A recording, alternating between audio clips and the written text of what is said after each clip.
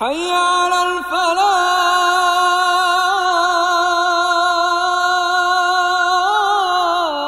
آؤ نیکی کی طرف، آؤ بھلائی کی طرف. سنیے اس رمضان آر جے مہاوش اور ہمارے special guest life coach motivational speaker Aamir Khadim Hussain کو حیا علی الفلاح میں. السلام علیکم لسنرز، آپ سن رہے ہیں FM 107. میں ہوں آپ کے ساتھ آپ کی آرجے مہاوش خان، اور یہ شو ہے رمضان کا خصوصی شو حیا علی الفلاح، اور میرے ساتھ موجود ہیں عامر خادم حسین صاحب. السلام علیکم. وعلیکم السلام ورحمۃ اللہ وبرکاتہ. کیسے حال چال ہیں؟ الحمدللہ. اور آپ کے روزے کیسے گزر رہے ہیں اب تک؟ الحمدللہ جی، اللہ کا کرم ہے، بہت اچھے روزے گزر رہے ہیں. اتنے سارے روزے گزر گئے پتہ بھی نہیں چلا. بالکل. اچھا، آج کا جو ٹاپک ہے وہ بھی بڑا اہم اور میرے لیے کافی انٹرسٹنگ بھی ہے. مجھے اس یہ کہنا چاہیے کہ اس چیز سے خصوصی اور ذاتی لگاؤ ہے. اگر ہم ذہانت کی بات کرتے ہیں نا، تو آج کل کے دور میں جب ذہانت کی بات کی جائے تو لوگوں کے ذہن میں جو آتا ہے، ذہین وہ ہوتا ہے جو لوگوں کو آرام سے بیوقوف بنا سکے، ذہین وہ ہوتا ہے جو مکار ہو، یاری کرتا ہو، یا ذہین وہ ہوتا ہے جو دوسرے کو دھوکہ دینے میں بہت ہی ماہر ہو. تو ڈیفینیشنز چینج ہو گئی ہیں. لوگ جو ذہانت ہے اس کو دوسری طرح سے سمجھنے لگے ہیں. لوگوں کے نزدیک انٹیلیجنس کے معنی چینج ہو گئے ہیں، کیونکہ آج کل کے دور میں سب لوگ ایک دوسرے سے سبقت لے جانے، ایک دوسرے سے آگے بڑھنے، کمپٹیشن میں لگے ہوئے ہیں. تو آج ہم اس پہ بات کریں گے کہ قرآن کی اگر بات کی جائے تو قرآن کن لوگوں کو ذہین کہتا ہے، یا پھر ذہانت کو اللہ تعالیٰ نے کس طرح سے دیکھا. جی، تو آپ نے جو کہا کہ آج کل ہم ذہین ان کو سمجھتے ہیں جو لوگوں سے اپنا الو سیدھا کر سکیں. تو اچھا، یہ کوئی نئی بات نہیں ہے.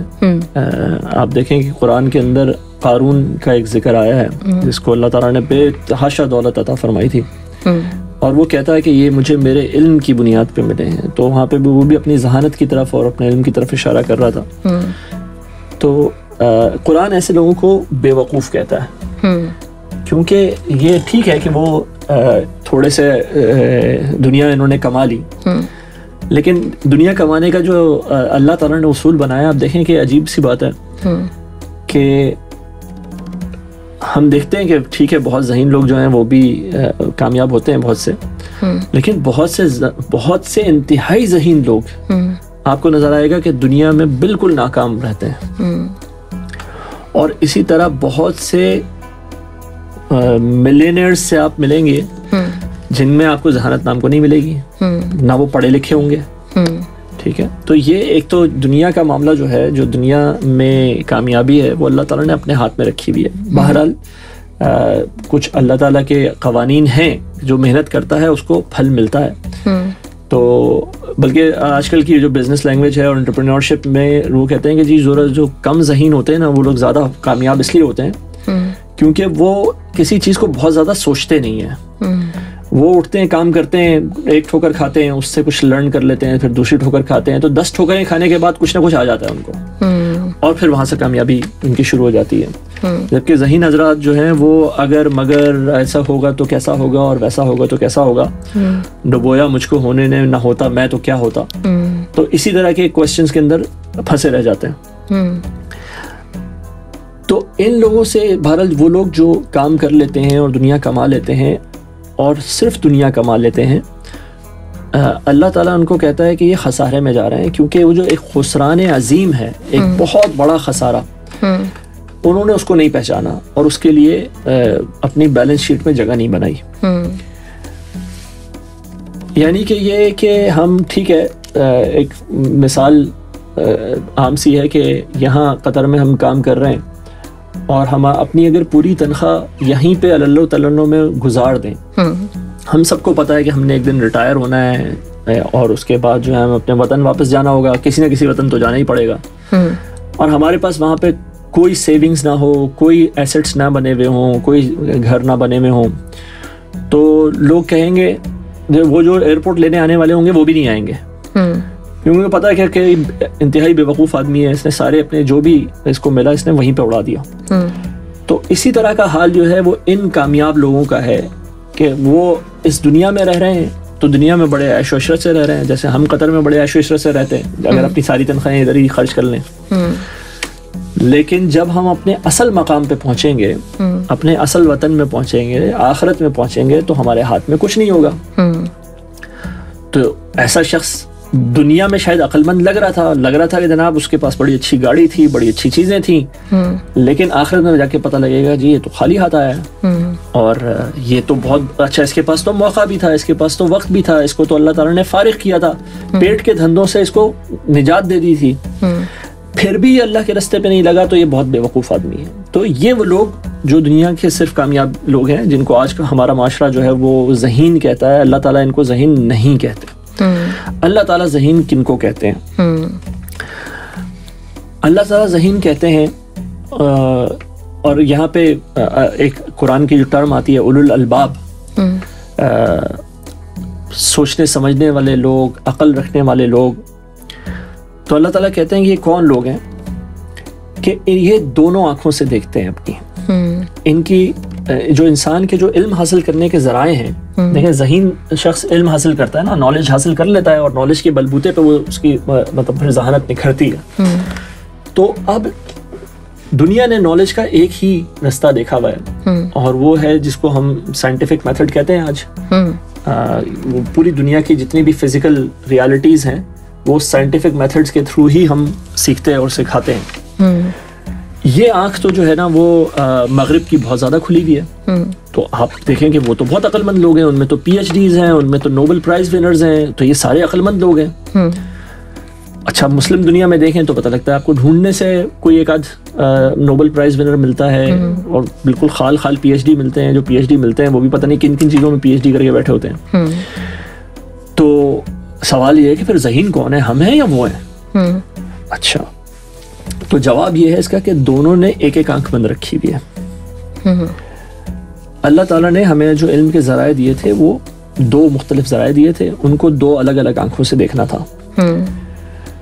ایک ذریعہ جو سائنٹیفک نالج کا ہے یہ ہماری ان آنکھوں سے جو ہمارے چہرے کے اندر موجود ہیں ان سے دیکھی جاتی ہیں, آبزرویشن کی جاتی ہے, ٹیسٹنگ کی جاتی ہے, اور اس سے ڈیڈکشن کی جاتی ہے, اس سے انڈرسٹینڈ کیا جاتا ہے, اس سے پھر آگے انوویشنز کی جاتی ہیں, ایجادات کی جاتی ہیں. اور اس کام میں مغرب بہت آگے نکل چکا ہے.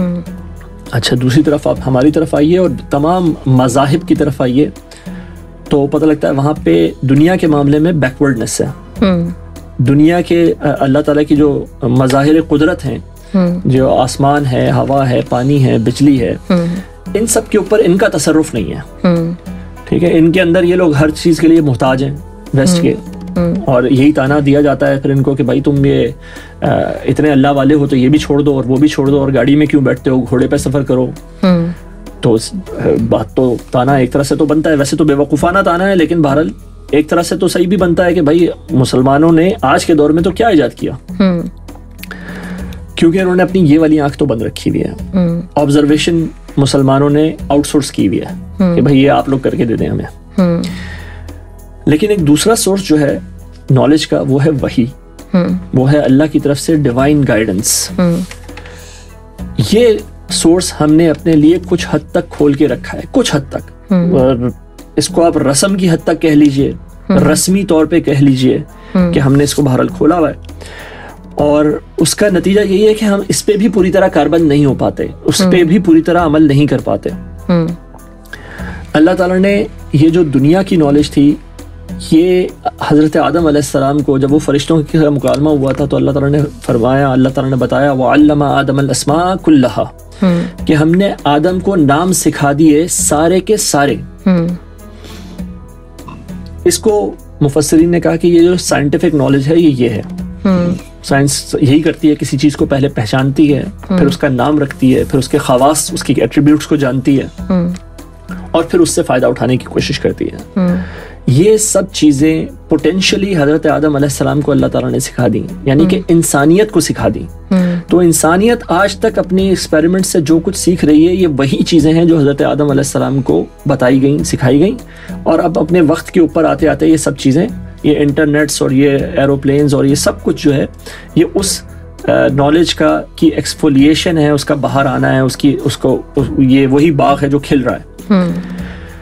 اچھا دوسری وہی بھی حضرت آدم علیہ السلام کو دی گئی, دوسرا جو علم کا طریقہ تھا وہ بھی حضرت آدم علیہ السلام کو دیا گیا, ان کو نبی رسول بنا کے بھیجا اللہ تعالیٰ نے. اور اللہ تعالیٰ نے کہا کہ اب جو تم جاؤ زمین پر, فَإِمَّا يَأْتِيَنَّكُم مِّنِّي هُدًى فَمَن تَبِعَ هُدَايَ فَلَا خَوْفٌ عَلَيْهِمْ وَلَا هُمْ يَحْزَنُونَ. اب میری طرف سے ہدایت آتی رہے گی, جو میری اس ہدایت کی پیروی کرے گا اس کو خوف اور حزن نہیں ہوگا. اب یہ اللہ تعالیٰ نے انسان کی وہ جو ضرورت تھی, جو علم اندر سے آنا تھا, وحی کے ذریعے آنا تھا, اس کی ضرورت کو بھی پورا کیا اور بتایا کہ اب تمہارے پاس یہ بھی علم آتا رہے گا. وہ علم بھی ہے, وہ تم خود نکالو گے. یہ علم ہے, یہ میں بھیجتا رہوں گا اپنے انبیاء کے ذریعے سے, اور یہ انبیاء کا سلسلہ جاری رہا یہاں تک کہ نبی کریم صلی اللہ علیہ وسلم پہ اس کا خاتمہ ہوا, اور قرآن کو اللہ تعالیٰ نے پھر محفوظ کر دیا. اب یہ وہی ہے, محفوظ ہو گئی, آج بھی ہمارے پاس موجود ہے. تو ہم نے یہ والی آنکھ کھول لی اور دنیا سے بالکل سمجھیں کہ لا تعلقی اختیار کر لی. انہوں نے وہ والی آنکھ کھول لی, سائنٹیفک آنکھ, علم الاسماء کی آنکھ, اور اس والی آنکھ کو بند رکھ لیا جو دل کی آنکھ ہے, جس سے یہ سارے معاملات دیکھے جاتے ہیں. تو یہ کیا ہو گیا, اس کو بلکہ جو ہے نا وہ اس طرح سے بھی تعبیر کیا گیا کہ یہ جو ہے نا ایک آنکھ والی تہذیب ہے.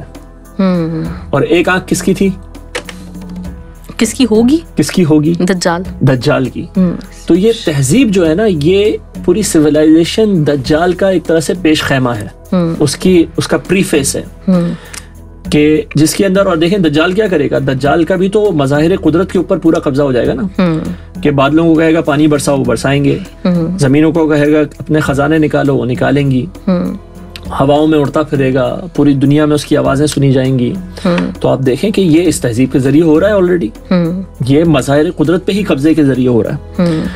تو بات یہ ہے کہ اللہ تعالیٰ نے اگر ہمیں ان دو آنکھوں, ان دو فیکلٹیز کے ساتھ پیدا کیا, تو ہمیں ان دونوں فیکلٹیز کو استعمال کرنا ہے.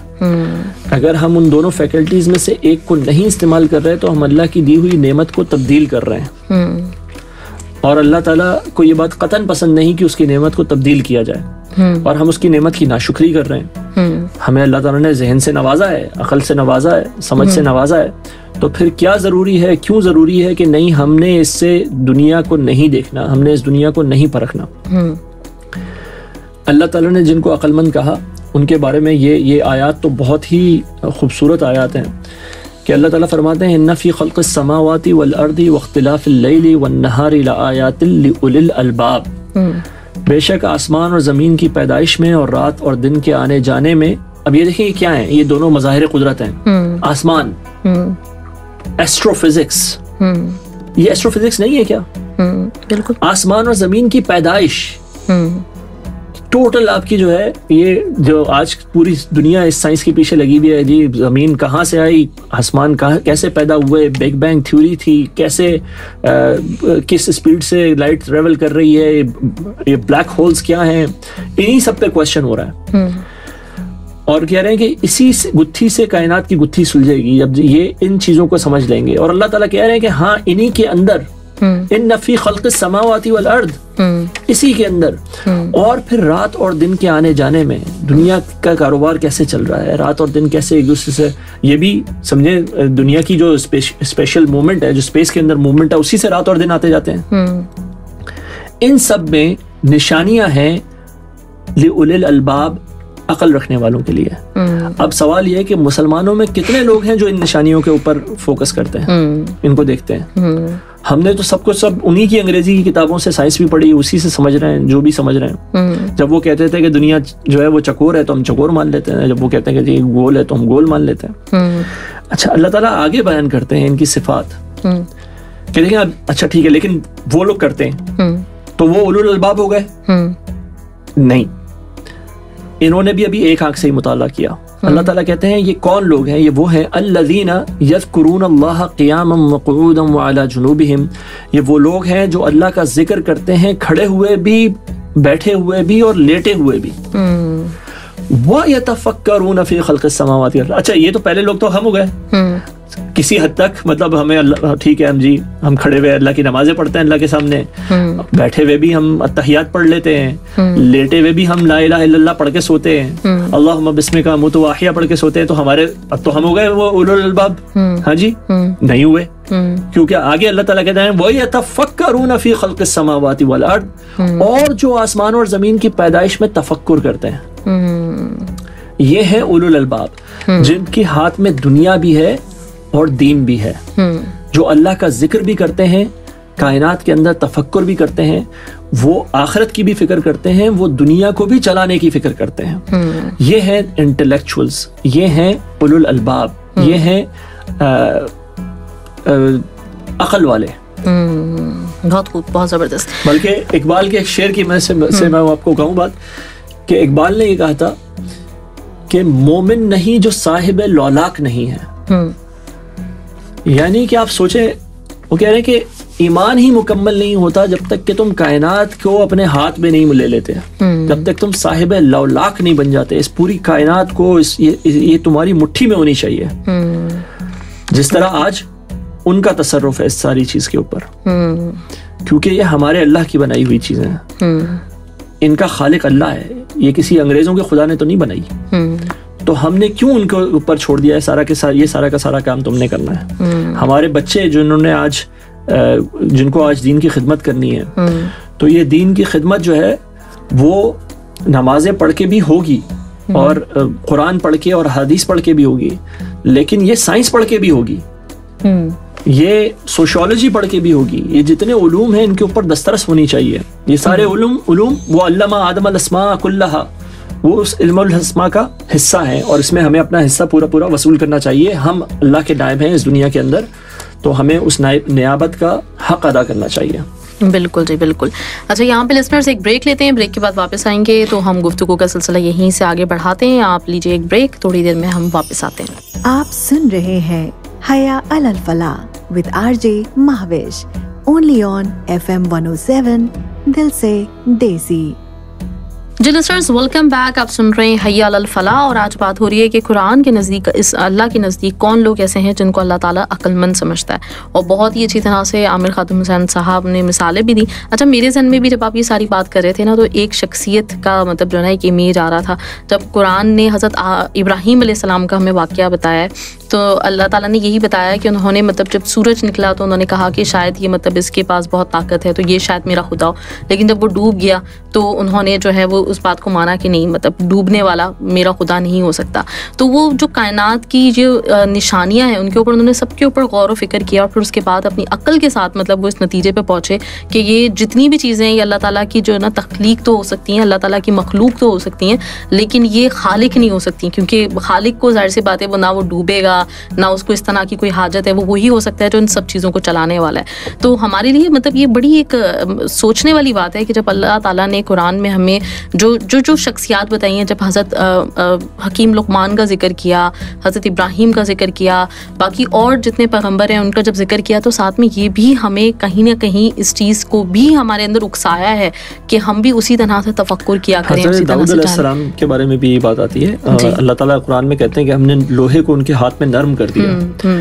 اب جو تحقیق ہوتی ہے تو اس میں پتہ لگتا ہے کہ یہ حضرت داؤد علیہ السلام کا زمانہ جو ہے یہ وہ ہے جس کو آئرن ایج کہا جاتا ہے, یہ اسی سے میچ کرتا ہے. اور حضرت داؤد علیہ السلام کا جو علاقہ ہے اس کے اندر پہلی دفعہ بلاسٹ فرنیسز, جو آج بھی جو ٹیکنالوجی استعمال ہوتی ہے, تو وہ بلاسٹ فرنیسز کی ٹیکنالوجی اللہ تعالیٰ نے حضرت داؤد علیہ السلام کو عطا فرمائی, انہوں نے جو ہے اس کو انوویٹ کیا دنیا کے اندر. اچھا, تو یہ ہمارے جو انبیاء ہیں اور جو ہمارے اسلاف بھی ہیں, تو ان میں یہ بات بالکل قطعا نہیں تھی کہ دنیا جو ہے ہم نے چھوڑ دینی ہے اور دنیا سے فائدے نہیں اٹھانے, بلکہ وہ اس کو سمجھتے تھے پوری بات کو, اور اسی طرح اس کو فائدے اپنے کاموں میں لاتے تھے, فائدے میں لاتے تھے. اچھا, جب آپ اپنے ذکر کیا کہ حضرت داؤد علیہ السلام, تو ہم لوگ زیادہ سے زیادہ سوچتے ہیں تو ہمارے ذہن میں آتا ہے کہ وہ مطلب لوہے کی چیزیں بنایا کرتے تھے, مطلب جو نارمل جو استعمال کی ہوتی ہیں.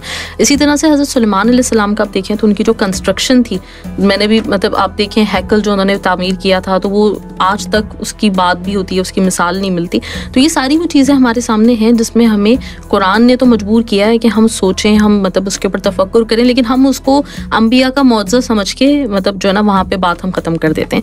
تو میں یہ جاننا چاہوں گی کہ قرآن کس طرح سے کرٹیکل تھنکنگ کے اوپر اور جس طرح مطلب جو ہے وہ ایک ہمارا جو ڈیسیشن میکنگ ہے ان چیزوں کو کس طرح سے پروموٹ کرتا ہے. قرآن تو آپ کو ہر صفحے پہ سوچنے کے لیے مجبور کرتا ہے. اس کا میسیج یہی ہے کہ تم دیکھیں, قرآن کا اور اسلام کا جو ایک بہت بڑا رول ہے نا اس سائنٹیفک ریولوشن میں بھی, بلکہ اس کو رینیساں کہا گیا, رینائسنس, یہ پورا پروسیس جو ہے اسلام کی طرف سے آیا. کہ دیکھیں اس سے پہلے دین کا مطلب کیا سمجھا جاتا تھا, اور یقیناً جس سے پہلے انبیاء آئے وہ تو دین کا مطلب ہمیشہ ایک ہی سمجھا کے جاتے تھے, لیکن یہ جو 600 سال کا گیپ آیا حضرت عیسیٰ علیہ السلام اور آپ صلی اللہ علیہ وسلم کے درمیان, تو ان میں دین تو کوئی موجود نہیں تھا, صحیح دین تو کہیں موجود نہیں تھا. اس کو ایک سمجھیں کہ بڑا ڈارک ایج ہے ہم اس کے حساب سے, دین کے حساب سے سوچا جائے تو اسلام نے تو اس معاملے میں ایک بہت ہی اہم کردار ادا کیا کہ دنیا کو دوبارہ سے یہ بتایا کہ دین جو ہے نا یہ اوہام کا نام نہیں ہے, یہ وہموں کا نام نہیں ہے کہ بس آپ اپنے دل سے کچھ بھی بنا لیں اور کہیں کہ جی ایک دیوتا ہے یا ایک نہیں ہے 7 ہیں, 7 نہیں ہیں 700 ہیں, جو بھی آپ کہتے رہیں. جب گریک میتھولوجی ہو, وہ ہندو میتھولوجی ہو, ان کے اندر طرح طرح کے بس واقعات آپ کو مل جاتے ہیں. تو قرآن نے پہلی دفعہ آ کے اس نیریٹو کو ہی چیلنج کر دیا کہ دین جو ہے وہ تو کسی ریشنل بیسس کے اوپر کھڑا ہوتا ہے, تو عقلی اور شعوری بنیاد کے اوپر کھڑا ہوتا ہے. دین اسلام کا جو سب سے بڑا تحفہ ہے وہ یہی ہے کہ بھائی اپنی آنکھیں کھولو اور دین کو, ہر چیز کو پرکھو, دنیا کو بھی پرکھو اور دین پر بھی ایمان لاؤ, تو عقل کے ساتھ ایمان لاؤ.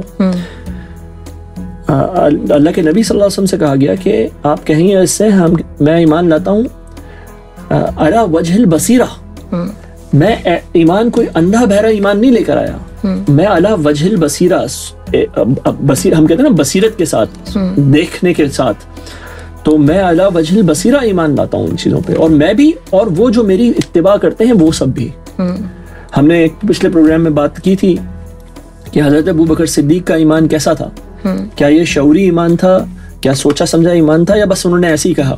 تو میں نے آپ کو مثال دی تھی کہ حضرت ابوبکر صدیق کا ایمان بالکل ایک مطلب ریشنل بیسس پہ کھڑا تھا. انہوں نے یہ دیکھا تھا کہ یہ نبی کریم صلی اللہ علیہ وسلم جو ہیں, جن کے ساتھ میں نے اتنا وقت گزارا ہے, انہوں نے کبھی کسی بھی معاملے میں جھوٹ نہیں بولا, زیادتی نہیں کی, مال کے لیے کہیں لالچ نہیں کیا, ہرس نہیں کیا. تو یہ کیسے ممکن ہے کہ یہ اتنے بڑے معاملے کے لیے جھوٹ بولیں؟ تو اس لیے انہوں نے کہا. اسی طرح کا معاملہ اس وقت ہوا جب معراج کا واقعہ پیش آیا, تو لوگوں نے کہا, مذاق اڑاتے ہوئے کہا کہ بھائی آج تو آپ کے صاحب نے ایسی بات کہہ دی نبی کریم صلی اللہ علیہ وسلم نے کہ آپ بھی نہیں مانیں گے. انہوں نے واقعہ سنا, حضرت ابوبکر صدیق کی ابھی نبی کریم صلی اللہ علیہ وسلم سے ملاقات بھی نہیں ہوئی. انہوں نے کہا جی بالکل صحیح کہا. تو میں روز مانتا ہوں کہ فرشتے ان کے پاس آتے ہیں آسمانوں سے یہاں تک, تو میں یہ کیوں نہ مانوں کہ ایک دن وہ آپ صلی اللہ علیہ وسلم وہاں پہ تشریف لے گئے, اس میں کیا مشکل ہے؟ تو یہ دیکھیں, انہوں نے یہ نہیں کہا کہ بھائی میں تو مانتا ہوں تم مانو یا نہ مانو, انہوں نے ایک ریشنل ایک ریزن دیا اس بات کا. تو اسلام جو ہے وہ ریزن کا مذہب ہے, ریشنل کا مذہب ہے. اللہ تعالیٰ نے فرمایا, یہ دیکھیں کہ اللہ کہہ رہے ہیں ان السمع والبصر والفؤاد, تمہاری آنکھیں, تمہارے کان اور تمہارا دل یا دماغ, دونوں مطلب لیے جاتا ہے اس سے, یہ سب جو ہیں یہ مسئول ہیں, یہ رسپانسبل ہیں کہ تم آنکھوں سے دیکھ کے فیصلہ کرو, کانوں سے سن کے فیصلہ کرو, دماغ سے سوچ کے فیصلے کرو. اندھا بہرا ہو کے گر نہ جاؤ اللہ کی آیات کے اوپر اور اللہ کے دین کے اوپر. اس کا نتیجہ کیا نکلا؟ اس کا نتیجہ یہ نکلا کہ دیکھیں, مسلمان جیسے ہی مسلمانوں نے سلطنتیں فتح کی اور دنیا پہ چھائے, تو اس کے بعد ایجادات کا ایک سلسلہ تھا جو شروع ہو گیا مسلمانوں میں. گولڈن پیریڈ تھا جس کے اندر مطلب میتھمیٹکس ہو, فلکیات ہو, یہی ایسٹرو فزکس ہو, کیمسٹری ہو, جابر بن حیان, اور اس طرح کے ہمیں کتنے ہی نام ملتے ہیں, ابو علی سینا.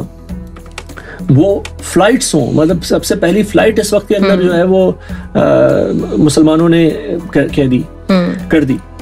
تو یہ اس سے کیا ہوا, اب یہی اسلام, یہ سوچنے سمجھنے والا اسلام, یہ ریشنلز کی بیسس پہ چلنے والا اسلام, یہ پہنچا اسپین. اس وقت پھر آپ مسلمانوں کی جو سمجھیں ایک طرح سے ان کا مرکز جو ہے وہ اسپین میں شفٹ ہوا. وہاں سے پورے یورپ نے سیکھا. پورا یورپ اس وقت ڈارک ایجز میں تھا, ان کے اپنے بقول یہ ڈارک ایجز تھی. اور ڈارک ایجز کے بعد رینیسانس کہاں ہوا ان کا, مسلم اسپین کے ذریعے. تو دین تو ہمیں یہ سب بتا رہا ہے. ایگزیکٹلی, بالکل آپ نے جیسے کہا کہ مطلب اس وقت کے جو مسلمان ہیں وہ ہمیں بہترین سائنٹسٹ بھی ملتے ہیں, میتھس بھی ہمیں وہیں سے ملتی ہے, ساری جتنے بھی علوم ہیں ان کی ابتدا ہمیں وہیں سے ملتی ہے, کیونکہ وہ لوگ تفکر کیا کرتے تھے. مطلب انہوں نے قرآن کو اور احادیث کو صرف اور صرف اس کا ذریعہ نہیں بنایا ہوا تھا کہ انہوں نے صرف اپنی نمازیں بہتر کرنی ہے یا صرف اور صرف اپنی عبادتوں کے اوپر فوکس کرنا ہے, بلکہ وہ اس سے وہ چیزیں ڈھونڈ رہے تھے جن کے مطلب جو اللہ تعالیٰ نے جس کے اوپر کہا تھا کہ غور و فکر کرو, میں غور و فکر کرنے والے کو پسند کرتا ہوں, یا پھر یہ ساری تمہارے لیے نشانیاں ہیں. بالکل یہی والا معاملہ اس وقت رہا تھا, لیکن اب افسوس کی بات ہے کہ پچھلے کئی عرصے سے ہم لوگوں نے وہ بالکل جو ہے وہ ہم دو سمتوں کے مسافر ہو گئے, یا تو ہم ایک اس سمت پہ چلتے ہیں تو دوسری کو چھوڑ دیتے ہیں, اور ہم طے نہیں کر پا رہے کہ کس طرح سے یہ ہو کہ ہم دونوں چیزوں کو ساتھ ساتھ لے کے چل سکیں. اچھا, یہ جو ہے میں ایک سوال اور جو آپ سے کرنا چاہ رہی ہوں, میں بریک کے بعد ہم لوگ آتے ہیں واپس, تو پھر میں آپ سے سوال کرتی ہوں. تو لسٹرز آپ ہمارے ساتھ ہی رہیے, سنتے رہیں FM 107. ہم تھوڑی دیر میں واپس ملتے ہیں. آپ سن رہے ہیں حیا علی الفلاح with RJ Mehwish, only on FM 107 دل سے دیسی. جی لسنرز, ویلکم بیک, اور ایک دفعہ پھر آپ کو خوش آمدید. ہم کہیں گے آپ کو حی علی الفلاح میں, اور بات ہو رہی ہے آج کہ کس طرح سے قرآن دیکھتا ہے عقل مند لوگوں کی کیا نشانیاں موجود ہیں قرآن میں. تو اچھا, ابھی تھوڑی دیر پہلے جو میں نے آپ سے بات کی تو اس میں میرے ذہن میں یہ آ رہا ہے کہ ابھی ہم دیکھیں ہیں, جیسے میں نے کہا دو سمتوں کی مسافر, تو ہمارے یہاں اب جو اسکول سسٹمس بھی ہیں تو وہ بھی دو طرح کے ہیں. مطلب اگر ہم دیکھیں جہاں پہ مدرسے بنے ہوئے ہیں وہاں پہ صرف قرآن کی تعلیم دی جا رہی ہے, اور اگر ہمارے جو اسکول سسٹم ہے تو وہ جب ہمیں دنیاوی علوم, سائنس, میتھس اور یہ چیزیں پڑھاتے ہیں تو وہاں پہ بالکل ہی دین نہیں ہوتا, دینیات نہیں ہوتی. تو کس طرح سے اس نظام کو بھی بہتر کیا جا سکتا ہے, اور یہ کتنا ضروری ہے کہ ہم دونوں چیزوں کو ساتھ لے کے چلیں؟ جی, یہ بہت بڑا ایک تضاد ہے ہمارے ہاں, اور بہرحال اب اس میں الحمدللہ تھوڑی سی بہتری آتی ہوئی لگ رہی ہے. بہت سارے ایسے اسکولز اور بہت سارے ایسے مدرسے ہیں جہاں پہ دونوں طرف کو بیلنس کرنے کی کوشش کی جا رہی ہے. کیونکہ دیکھیں جو ہمارے مدارس تھے, مدرسے کا لفظ مدرسہ اسکول کو کہتے ہیں. ہم تو یہاں قطر میں رہتے ہیں تو ہم دیکھتے ہی ہیں کہ اسکولوں کے باہر مدرسہ لکھا ہوا ہوتا ہے. ہم نے مدرسے اور اسکول کی تقسیم جو ہے انگریز کے آنے کے بعد کی ہے. اس سے پہلے ہمارے یہاں مدرسہ ہوتا تھا, اسی مدرسے سے جو فارغ تحصیل جو لوگ ہوتے تھے ان کو مولوی کہا جاتا تھا. ٹھیک ہے جی, وہ مولوی جو ہے وہ یعنی کہ حدیث کا اور فقہ کا مولوی نہیں ہوتا تھا خالی, بلکہ ان کو دنیا کے علوم کے اوپر بھی دسترس حاصل ہوتی تھی. یہ جب انگریز نے اپنا نظام تعلیم متعارف کرایا ہمارے ہاں تو اس کے مقابلتاً, اور کیونکہ اس کے اندر ظاہر سی بات ہے وہ پوری ایک الہاد کے اوپر مبنی تعلیم تھی, تو اس کے مقابلے میں پھر ہمارے مدارس جو ہیں وہ صرف دینی تعلیم کے لیے مختص ہو کے رہ گئے, ورنہ اس سے پہلے ایسا معاملہ تھا نہیں. اچھا, تو اب بہرحال جیسے میں نے آپ سے عرض کیا کہ کچھ مدارس اور کچھ اسکولوں میں دونوں طرف یہ کام ہوتا ہوا نظر آ رہا ہے کہ اس کو بیلنس کرنے کی کوشش کی جا رہی ہے, اور یقیناً ایک بڑی اچھی کاوش ہے. اور ہمارے لیے دیکھیں, جو میں تضاد کا ذکر کر رہا تھا وہ یہ ہے, تضاد اس وقت بہرحال زیادہ تر اسکولوں میں کی تعلیم میں کہ ہم سائنس پڑھ رہے ہیں تو سائنس میں ہم پھر ڈارون کے نظریات پڑھ رہے ہیں. اچھا ٹھیک ہے, اب بچہ ڈارون کے نظریات پڑھ کے جاتا ہے, بولتا ہے جی ایوولوشن ہوئی, وہ امیبا سے جو ہے وہ انسان بندر سے ہوتا ہوا انسان بن گیا. سائنس کی بک میں تو یہی لکھا ہے. اچھا, پھر سائنس کی بک میں تو پھر وہ گھر آتا ہے, وہ اپنے مولوی صاحب سے قرآن پڑھنے بیٹھتا ہے. تو اچھا, جو قرآن پڑھنے بیٹھتے ہیں ویسے وہ تو ناظرہ قرآن پڑھ رہے ہوتے ہیں اور اس کا کچھ سمجھ بوجھ جو ہے وہ ہم حاصل نہیں کر رہے ہوتے ہیں, بلکہ ہمارے یہاں حفاظ بھی ایسے ہوتے ہیں جن کو قرآن کے بارے میں کچھ بھی علم نہیں ہوتا. لیکن وہاں پہ ہم پڑھتے ہیں کہ جی حضرت آدم علیہ السلام کو اللہ تعالیٰ نے بنایا. تو یہ دو پیرلل ورلڈز, دو متوازی دنیایں ہمارے سامنے ساتھ ساتھ چل رہی ہوتی ہیں, اور ہم دونوں کو الگ الگ ٹریٹ کر رہے ہوتے ہیں اپنے ذہنوں میں. ہم کہہ رہے ہوتے ہیں ہاں جی یہ ہے سائنس ہے, یہ جو ہے یہ دین ہے, ان دونوں کا آپس میں کوئی وہ نہیں ہے, بات چیت نہیں ہے. ہم بس دین کے معاملے میں اس کو مانتے ہیں, ہم دنیا کے معاملے میں سائنس کو مانتے ہیں. تو اب نتیجہ کیا ہوتا ہے کہ دنیا کے اندر دین غیر مؤثر ہو جاتا ہے, کیونکہ ہم نے ڈومینز رکھ دیے نا دونوں کے الگ الگ. ہم نے کہا کہ وہ دین کا معاملہ ہے, تو روزہ ٹوٹا یا نہیں ٹوٹا یہ تو مولوی صاحب ہی بتائیں گے, لیکن جو ہے بندر سے انسان کیسا بنا یا بنا کہ نہیں بنا, یہ بات میں اپنے سائنٹسٹ سے ہی پوچھوں گا یا سائنس سے ہی پوچھوں گا. تو اور پھر اس کے اندر کیا ہوتا ہے کہ دین ہمارے لیے ایک تھوڑا سا خواب و خیال کسی چیز بن جاتی ہے. اس کا زندگی کے ساتھ جو رشتہ ناتا ہے, جو ہماری روزمرہ کی زندگی ہے, اس کے ساتھ وہ اٹیچ نہیں ہوتی وہ چیز. بس پھر ہمیں یہی خیال ہوتا ہے کہ جب مر جائیں گے تو جنت میں چلے جائیں گے. تو مرنے کے بعد اور زمین کے نیچے یا آسمان کے اوپر کے خیالات ہمارے سارے جو ہے نا وہ ہوتے ہیں اس معاملے میں. دنیا سے متعلق خیالات نہیں ہوتے. اور سیدھی سی بات یہ ہے کہ جو چیز جس پہ ہمارا فوکس ہوتا ہے, ہماری ساری اٹینشن ادھر جاتی ہے, تو وہی چیز ہمارے لیے امپورٹنٹ ہو جاتی ہے. تو اب آپ دیکھیں کہ اماں ابا کو اس بات کی فکر نہیں ہوتی کہ بچہ فجر کی نماز پڑھ رہا ہے کہ نہیں پڑھ رہا. اماں ابا کو لیکن اس بات کی بہت زیادہ فکر ہوتی ہے کہ بچہ اسکول نہ مس کر دے. ٹھیک ہے, کیوں یہ وہ نتیجہ ہے اس پورے نظام تعلیم کا جس کے اندر دین کو دنیا کی حقیقت کے ساتھ ملایا نہیں جاتا. تو اس امر کی بہت شدید ضرورت ہے کہ ہم بتائیں کہ یہ دنیا, دیکھیں یہ دنیا جو ہے, ڈاکٹر رفیع الدین مرحوم کا قول ہے غالباً کہ انہوں نے کہا کہ یہ دنیا جو ہے یہ اللہ کا فعل ہے, قرآن جو ہے وہ اللہ کا قول ہے. تو اللہ کے قول اور فعل میں تضاد نہیں ہو سکتا. This universe, Quran is the word of God. This universe is the work of God. تو اللہ کے ورک اور اللہ کے ورڈ میں, اللہ کے قول اور اللہ کے فعل میں تضاد نہیں ہو سکتا. تو جو کچھ ہے, تو اب اس پہ کام کرنے کی بے انتہا ضرورت ہے کہ ہم نے پچھلی نسلوں کو تو ایسے چھوڑ دیا, لیکن ہماری اگلی نسلیں جو ہیں وہ دین پر بھی جازم اور پکی اس وقت ہوں گی جب ہم ان کو اس طرح سے اس کو دنیا کے ساتھ کنیکٹ کر کے دکھائیں گے کہ آپ کے روزمرہ کی زندگی کے اندر دین کس طرح داخل ہو جائے. بے شک. اچھا یہ جو چیز ہے یہ واقعی مطلب ایک تو اس طرح سے بھی ہے کہ دونوں چیزیں بالکل الگ چل رہی ہوتی ہیں, دوسری اس کے نتیجے میں بہت حد تک کنفیوژن بھی پیدا ہوتی ہے, کیونکہ آپ ایک طرف ایک لاجک دیکھ رہے ہیں, دوسری طرف دوسری لاجک دیکھتے ہیں, تو وہ جو اسٹوڈنٹ ہے جو پڑھ رہا ہے تو وہ نہیں, مطلب آپ اگر جیسے ابھی مدرسے کی بات میں کر رہی تھی, تو مدرسے کے اسٹوڈنٹ کے سامنے اگر آپ سائنس کی کوئی بھی مطلب تھیوری بتاتے ہیں تو وہ ان کے لیے بالکل ایک انجانی سی بات ہوتی ہے, اور وہ اس چیز کو ہضم ہی نہیں کر پا رہے ہوتے, اور بعض اوقات وہ پھر یہ کہہ دیتے ہیں کہ نہیں اس طرح کی باتوں میں نہیں پڑھنا چاہیے, ہمارے جو ہے نا ایمان متاثر ہو جائے گا.